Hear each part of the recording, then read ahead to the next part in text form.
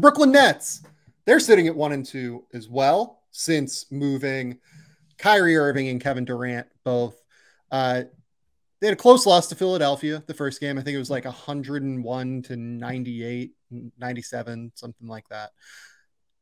Then they got blown out by the Knicks because the Knicks are apparently a super team that is blowing everybody out now. There's just not really another way to look at it. And then the Mikal Bridges breakout game against Miami, where he dropped 45 and was totally dominant in substantial ways. What have been your impressions of the Brooklyn Nets thus far, Mark Schindler? I mean, I think they've been it's been fun just to see all these guys in a new place. Some of the lineups that they've gotten to run out, like it's the kind of stuff that you put together in a 2K draft. Like, I mean, their starting lineup, like Spencer, DFS, Mikal, Cam, and Clax, like it's fun to watch. But also, I think when you're talking about like, this is the most Mark Schindler 2K draft team I think that's ever existed, by the way. I have some absolutely sicko things I used to do in 2K, so you don't even want to hear. But like, yeah, I mean, I think they've been fun to watch. We'll talk about Mikal in a second, but I think from an actual team process standpoint, like, I think the defense is cool, but also you see some limitations with it. Because outside of Mikal, I don't think that they have like true, really good on-ball stoppers. Like, DFS is fine. Like, I think, again, like I think they'll continue to be a pretty solid defensive unit under Jacques Vaughn with what they've done this year.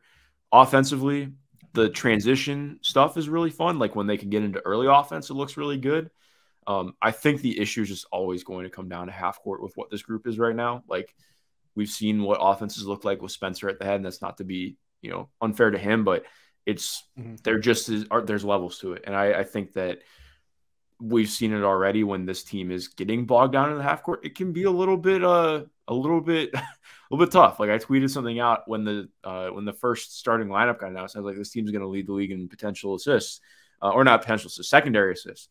And then somebody like followed up like, yeah, but who's getting the actual assists? And I was like, yeah, that's a great question because I don't know.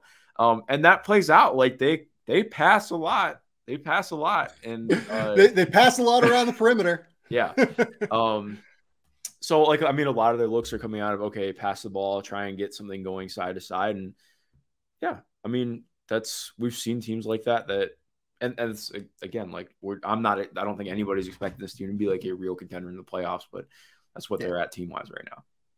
But against Miami Heat, Mikal Bridges just did something. And like, that was exciting. Like he's shown stuff all year. Like I think he'd really made real strides in Phoenix that had kind of gone under talked just because of what Phoenix was for dealing with the injuries. But that fourth quarter against Miami, when he's just getting the ball in isolation and just getting told, okay, do stuff. And there are some bad shots mixed in there for sure. But then, okay, what about the three where he's hitting a fader like right over Jimmy Butler, or where he's getting to the rim after crossing Jimmy Butler? Like that's the stuff where I think it makes you rethink a little bit of what his ceiling can be, because he's getting opportunities that just were frankly never going to be there in Phoenix to get to this next level. Yeah, it's interesting. So a team, there were reports that teams offered them like 3 or 4 first-round picks for Mikal Bridges. And I think that was smart by those teams. And I think I don't know what I would have done if I was Brooklyn. I'd need to know the protections on the picks. I would imagine there were some protections on them. But I saw like Kendrick Perkins kind of get absolutely obliterated for saying that the Phoenix Suns held back Mikal Bridges. And I disagree with Kendrick Perkins on many basketball takes, probably most basketball takes. I don't know if I totally disagree with this. I think that like you can't say that the coaching staff held him back or that he wasn't developing in Phoenix. Like you could see it this year, like you said. I think something like 30% of his field goals this year are unassisted, which is like a career high that is pretty drastic because they really used them to initiate a lot when when Devin Booker and when Chris Paul missed time, right? So I think that it's not that he was held back developmentally, it's that the situation didn't give him a ton of opportunities to really rock, right? And that's okay. It's not what they needed him to do. It's not what he shouldn't be getting possessions to rock over Chris Paul and Devin Booker, right? Those guys are Yeah. two all NBA players. But I do think that now we're going to get a chance to see Mikal Bridges blossom and grow. And I think he has some real shit to him off the bounce. I really do. I always have. I've always liked the way he plays side ball screens, particularly. Like if he takes a dribble handoff coming up from the corner, if he takes, just a straight side pick and roll off of a secondary pass from Chris Paul, I think he really knows how to operate in those scenarios. I think that he's probably going to average over 20 points per game is where I'm at. Like right now he's averaging 25 in these 3 games because of the enormous breakout, like 45-point game against Miami, where he was just like attacking Jimmy Butler and like going for it and it ruled. But I think that he's got real offensive game to him. And I think the time in Phoenix playing with Chris Paul, playing with Devin Booker, playing in an offense led by Monty Williams, I think it helped develop him. And I think that they didn't hold back his development. It's just that he didn't get a ton of reps. Yeah. And he's going to get the reps now. I'll be more crass with this one, just in being frank. Like, they were not holding him back at all. Like, that is not really. That's a bullshit take. Like, I think that this year where he proved that like he could take some stuff on, like he probably wasn't getting as much of an opportunity as he could have been. I mean, exactly, but also point. Like, and even last year too. Yeah, but point being, like you mentioned, like Devin Booker was on the team all last year. Chris Paul is still there this year. He's not being held back. Like, I think in terms of anything, like looking at his development, like I think this is a testament to what his development has been. Like, this is, to me, I think this is such a great example of pointing and being like, okay, we're going to give you 35% usage and figure it out. And we're going to bring you along slowly and continue to incorporate you into sets and get things figured out. And like, I'm not saying there's a right or wrong way for doing it, but I think often the only idea for development is the first option of, okay, give this guy a ton of usage, let him run ball screens and see what happens. Like, that really just doesn't work for everybody. Like, it's too much. Like, anytime I talk to players, like I think one of the best things I've ever been told is like a player, was very good now. They were like, one of the worst things that I ever did was telling myself I need to improve at every single thing. Like, they had to really be like, I have to deconstruct it. I have to do it one thing at a time, because if I get good at this one thing, it opens up 3 other things for me, and then you can continue doing it. And it's like, again, player development is not one size fits all, but it's not as simple as saying, let me rock in isolation. Like, I needed to get that off because God. No, and I agree with you on that. And like I said, like I don't think that they held back his development at all. I think that the way that they developed him played a critical role in what he is now. And I think he is someone that like can play secondary reps on the ball.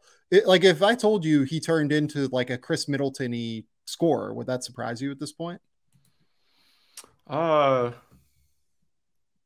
not. Like, I think that's definitely possible. Like, he's got, I think it's on the table. I think what's exciting is that he'd just be different in terms of what he can do getting to the rim already. Like, he's better at getting to the rim and being shifty than Chris has ever been. So I think that as a really interesting dynamic too. I don't know if he'll ever have like quite the same ability of contested shot making with what Chris has had from from his post up ability and the way that he's able to operate in tight spaces. But definitely. Yeah, different scorers for sure. It wouldn't surprise me, honestly. Like, Mikal has all of the tools to be like a really interesting mid-post scorer, just in terms of super high release point, like pretty strong, wiry strong through his base to be able to like hold that position. There's some real upside there. It's just like there was never a point for Phoenix to do that, right? There's never a reason for Phoenix to consider doing that. It's just different. Like, and I'm very intrigued by Mikal. Like, I'm at the point where I don't know if Memphis was the team that offered 4 first-round picks. I saw that like some people speculated maybe that it was Memphis. I don't know if that was actually reported. Did you see that? I don't think I saw a report anywhere. Yeah. But if I was Memphis, I would offer a crazy amount of like draft capital for Mikal Bridges. It just completely out of pocket, insane amount for Mikal. He fits everything that they're looking for, right? I think he can be a legit secondary creator. I think he'd be the exact player they want defensively to be able to take on tough assignments from John Morant. Like it fits across the board, right? But if you're Brooklyn now, you have Mikal Bridges on what, a 3.5 year deal that is going to turn out to be one of the absolute best contracts in the NBA. Mm-hmm. He is making what, 21 million, 22 million over the course of the next 3 years.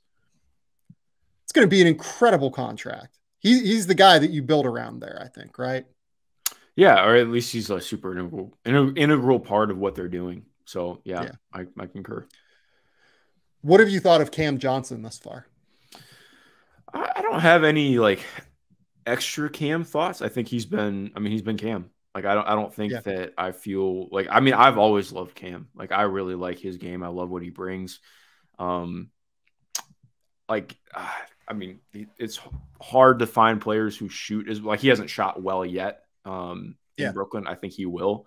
But it's cool because he's getting a little bit more usage too, which that's exciting to me because frankly, like this team is going to play with a lot more pace than the Suns do, which I think fits Cam really well and opens up the idea of more of those secondary ball handling opportunities, which he's really capable of. Like he's a much better passer than I think his assist numbers indicate. Like he really sees the court well. He makes good reads.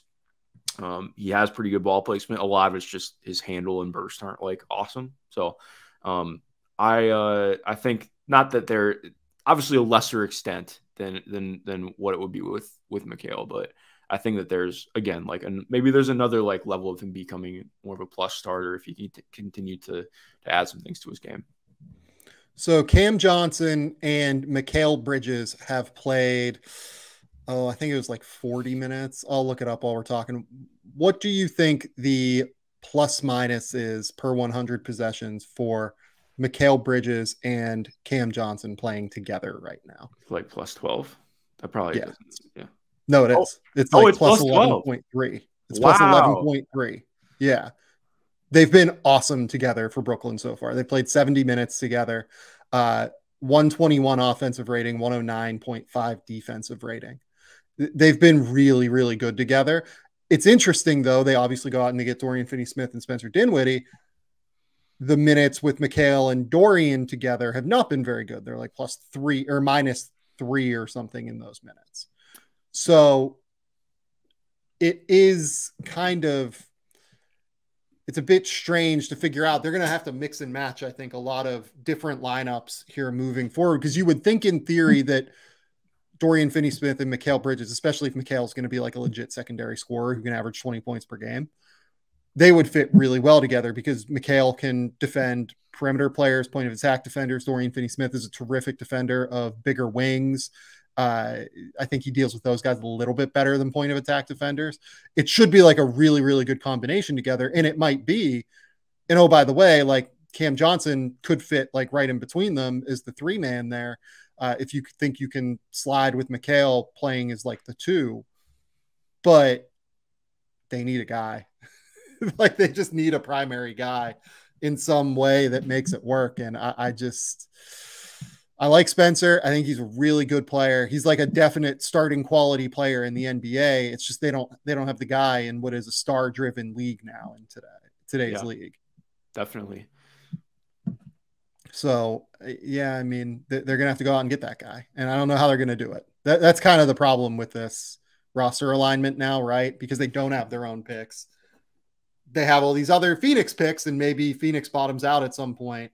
But by the time the picks that they get from Phoenix bottom out, you're going to be in a situation where Mikal has 2 years left on his deal.